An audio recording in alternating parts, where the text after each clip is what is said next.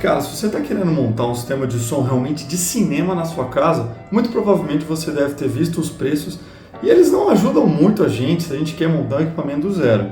E provavelmente você já deve ter dado aquela olhadinha no mercado de usados para realizar esse sonho. E cara, seja muito bem-vindo ao canal, meu nome é Thales e hoje eu vou dar algumas dicas simples para a gente encontrar uns bons receivers antigos para a gente poder montar o tão sonhado cinema em casa. O LX está cheio de anúncios de receivers, você encontra também no Mercado Livre e por aí vai.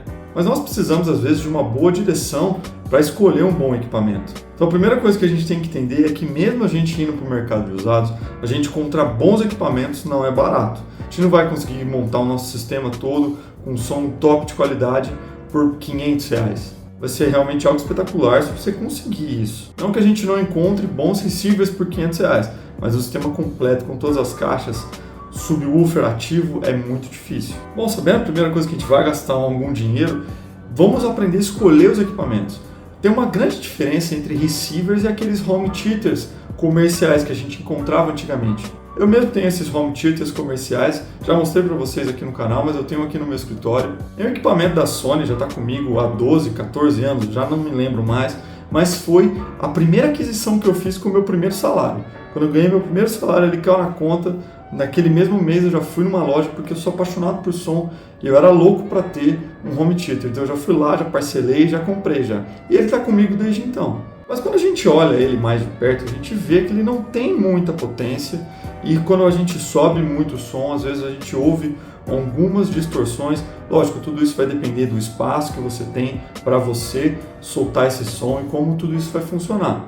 Mas é sempre melhor a gente escolher equipamentos que sobrem potência para a nossa casa do que tenha potência naquele limite. Porque se um dia você precisar de um pouquinho mais, ele não vai ter.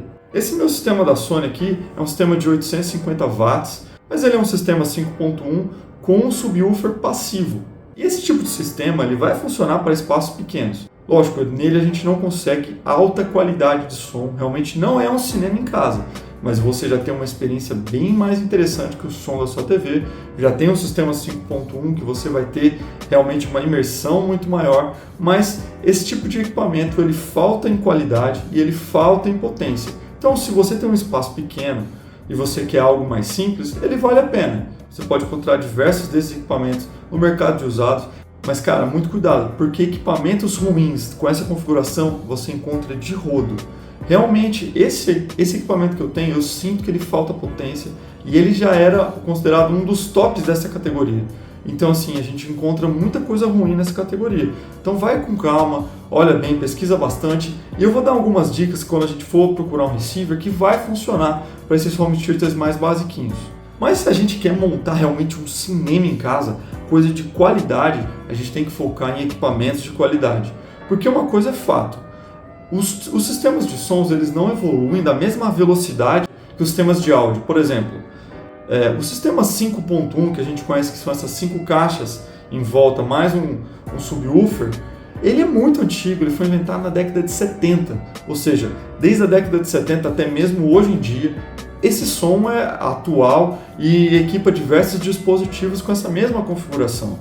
Lógico que os decodes de áudio vão mudando, tendo alguns acréscimos que são praticamente irrelevantes, para ser sincero, não vejo praticamente diferença nenhuma, mas há uma melhora progressiva, só que ela é muito singela, ela é muito simples.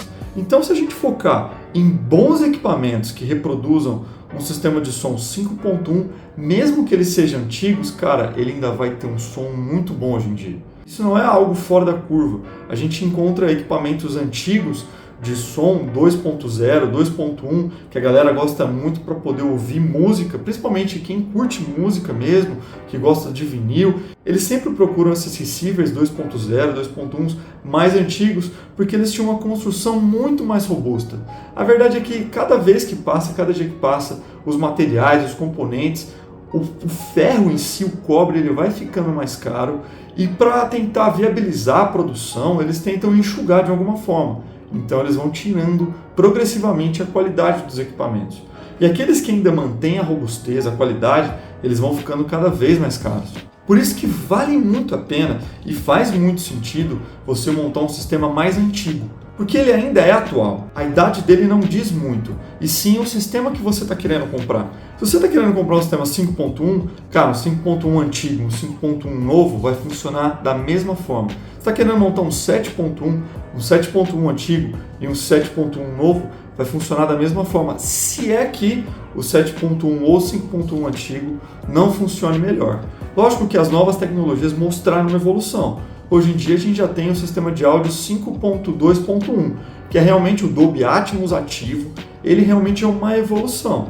Então a gente consegue perceber uma melhora, uma evolução. Mas todos os sistemas que não são Dolby Atmos, são 5.1, cara, não acontece isso. Existe a simulação através de um Dolby Atmos em 5.1, mas cara, eu já ouvi diversas vezes, para mim não tem diferença nenhuma. Se não tiver as duas caixas no teto, a diferença é zero. Tem aquelas caixas que ficam em cima das frontais, que jogam o som para o teto, essas ainda quebram o galho, realmente tem uma experiência que é um pouco diferente para Dolby Atmos. Mas cara, se você não tem essas caixas inclinadas para o teto, ou as caixas no teto, você não tem um Dolby Atmos ativo. Você tem uma simulaçãozinha que é muito parecida com o 5.1. Ou seja, vale muito a pena a gente focar em equipamentos mais antigos para a gente montar um bom sistema de som. E para funcionar um sistema 5.1, a gente precisa que ele tenha pelo menos uma entrada óptica digital. Ou seja, o ponto de partida para a gente procurar um bom receiver é que ele tenha uma entrada óptica digital. As demais entradas são desprezíveis. Por que elas são desprezíveis? Primeiro, porque se a gente encontrar um receiver antigo, as entradas dele são antigas, é vídeo composto, é vídeo componente, e hoje em dia o padrão é HDMI. Mas cara, a gente pode utilizar as entradas da televisão para essa função. A gente pode colocar todos os HDMIs ali e colocar o cabo óptico digital no nosso receiver e vai funcionar tudo perfeito. A gente não precisa das conexões do nosso receiver para que tudo rode perfeito. A gente só precisa que ele tenha uma boa conexão cabo óptico digital para que a gente possa fazer a ligação.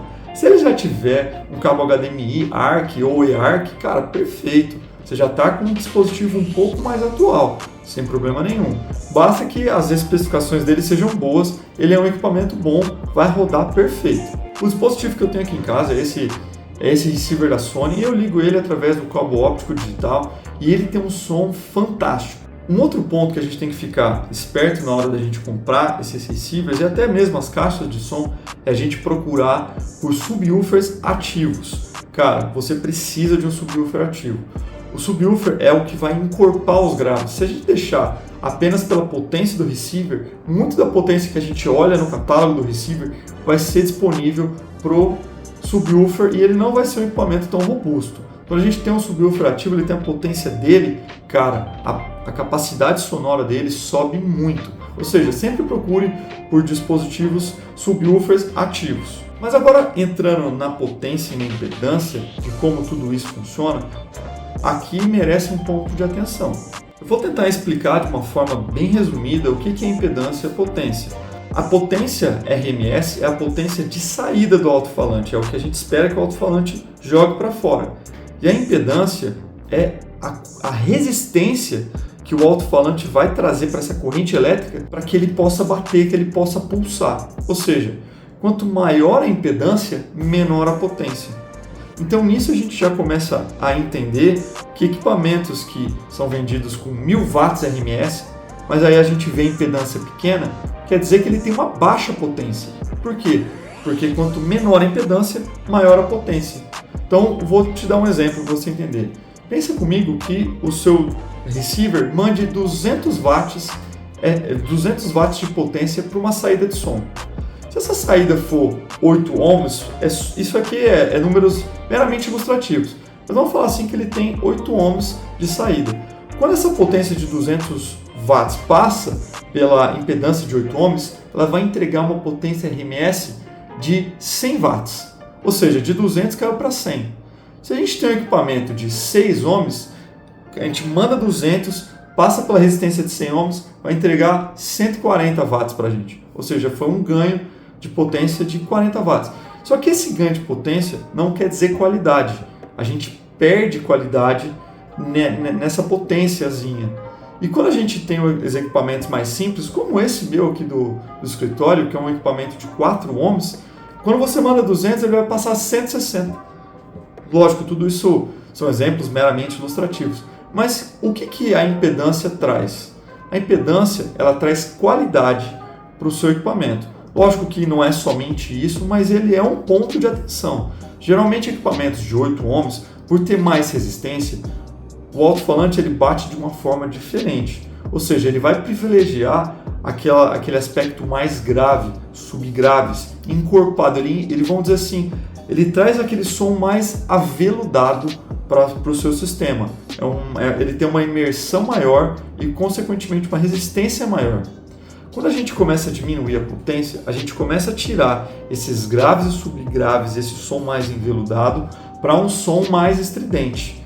Por isso que quando a gente pega equipamentos de baixa qualidade, que tem 3 ohms de impedância, 2 ohms de impedância, 4 ohms de impedância, a gente encontra equipamentos que eles gritam muito e não tem graves que incorporam o ambiente, porque eles estão preservando muito mais a parte aguda, mais estridente.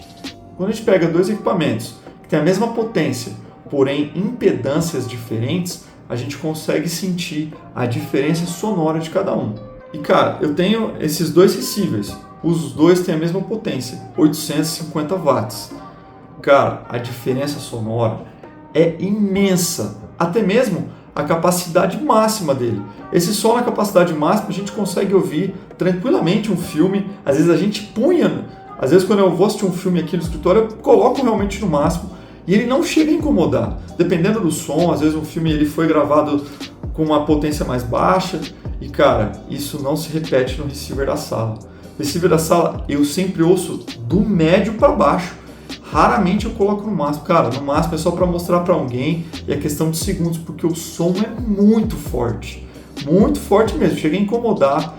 Assim, não dá para assistir um filme, é algo incômodo, mas ele tem essa potência e ele não distorce essa potência.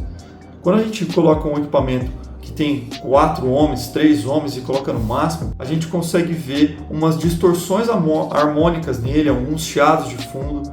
Agora, nesse receiver, cara, a gente põe no máximo, a gente não ouve nem chiado nas caixas. É realmente equipamentos muito bem construídos que preservam pela qualidade. Por isso que eu falo, cara, vale a pena a gente pesquisar no mercado de usados bons receivers antigos, porque a qualidade de som ela não se perde com o tempo. Na verdade, o que é qualidade de som há 20 anos atrás, ela vai continuar sendo uma boa qualidade hoje em dia. E o que eu posso te falar sobre a impedância? Cara, quanto mais, melhor. Essa é a verdade. Mas por padrão, a gente procurar sistemas de 8 ohms é o ideal. São sistemas robustos, com muita potência, muita qualidade e com aspecto sonoro muito encorpado e aveludado. A gente encontra mais 16 ohms em sistemas 2.0 mais antigos. E, cara, é perfeito para você poder ouvir uma boa música. Mas para o cinema, 8 ohms é o ideal. Só que, cara, tá cada vez mais difícil de encontrar equipamentos que são feitos em 8 ohms e também caixas de som 8 ohms. Por que isso? Cara, foi o que eu falei anteriormente. Os fabricantes, eles gastam mais para fazer esse tipo de equipamento. 8 ohms você precisa de mais cobre para você enrolar as bobinas do alto-falante. 8 ohms você precisa de capacitores e resistências no seu receiver maiores. Ou seja, atualmente o padrão está caindo, a qualidade está ficando menor e indo para equipamentos de 6 ohms. Ainda são bons equipamentos? Sim, são bons equipamentos. Mas, cara, quando você toca os dois lado a lado, os dois com caixas de som de mesma qualidade, realmente 8 ohms ainda é superior. Às vezes você pode procurar encontrar equipamentos mais recentes de 6 ohms. Cara, não desmerecendo esses equipamentos, eles são excelentes também. Tudo vai depender da construção. É só essa comparação mesmo da percepção sonora que cada um dos dispositivos vai trazer. E também para você ficar esperto e não se impressionar quando a gente vê um equipamento home theater com 1.200 watts. Cara, você tem que olhar a impedância dele. Que ele é 1.200 watts? Pô, muito legal. Mas olha a impedância que ele trabalha as caixas de som. Às vezes esses 1.000 watts não significam 1.000 watts, significam muito menos. E esses são os pontos de atenção para bons receivers. A gente encontra diversos dispositivos desse tipo no mercado. Então, só para resumir, prefira sempre receivers com no mínimo entrada óptica digital, que sejam de 6 ou 8 ohms de impedância, que tenham uma boa potência, 850 watts já é uma potência muito boa. Se você encontrar equipamentos superiores, melhor ainda. Não se preocupe tanto com a idade do equipamento e nem com as conexões dele. Se preocupe mais com a qualidade de construção e robustez. Lógico, procure equipamentos que estejam em bom estado de uso. Cara, esse foi o vídeo. Espero que vocês tenham gostado dessas dicas. Eu vou ficando por aqui. Um forte abraço a todos.